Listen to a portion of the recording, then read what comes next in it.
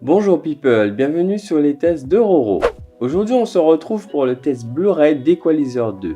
Et au programme, on va s'intéresser aux spécifications du film, sa qualité visuelle, son mixage audio, sa narration et bien sûr ma conclusion. La justice porte nom et elle s'appelle Robert McCall. Equalizer 2 est distribué par Sony Pictures pour une définition en Full HD soit 1920 par 1080p encodé en MP4 AVC.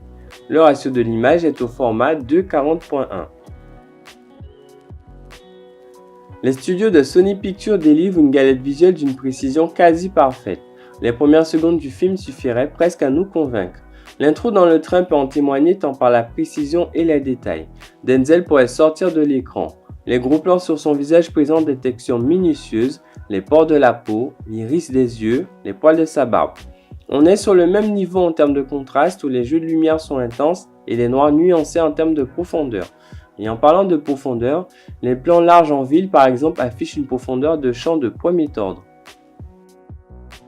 Livré dans une version en DTS HD Master Audio, celui-ci s'avère terriblement efficace aussi bien en VF qu'en VO.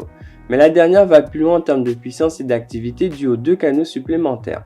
Même durant les parties les plus calmes du film, les bruits ambiants des lieux transitent à travers les surrounds.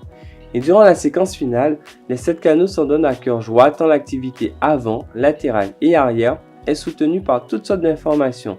Des rafales de vent, au bruit de volets, de tôles, de pluie qui créent une bulle sonore à 360 degrés. On est au cœur de la tempête. Les dialogues ont une belle présence et on ne perd pas un mot. Concernant la piste LFE, celle-ci est lourde et puissante. Ils n'ont pas lésiné là-dessus pour mon plus grand plaisir, immersion totale.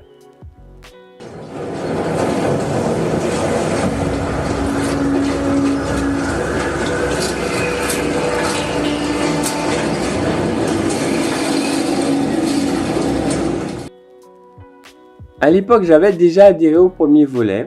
Il faut dire que je suis client des concepts de justicier. Et avec cet opus, d'entrée de jeu, j'étais déjà dans le truc et jusqu'au dernier carré, je trouvais que l'intrigue s'étoffait. Denzel prouve encore et encore l'acteur qu'il est et la mise en scène est étudiée de manière efficace.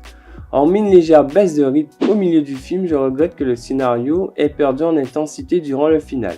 Certes, j'ai apprécié l'espace clos choisi en lui-même, mais au fond, les choses s'enchaînaient sans qu'on ait peur pour notre justicier. Et c'est un peu dommage pour le coup. Des visuels qualitatifs au sommet du support, portés par un mixage AAA et une mise en scène au service de l'acteur, c'est la mention hautement recommandée et top démo.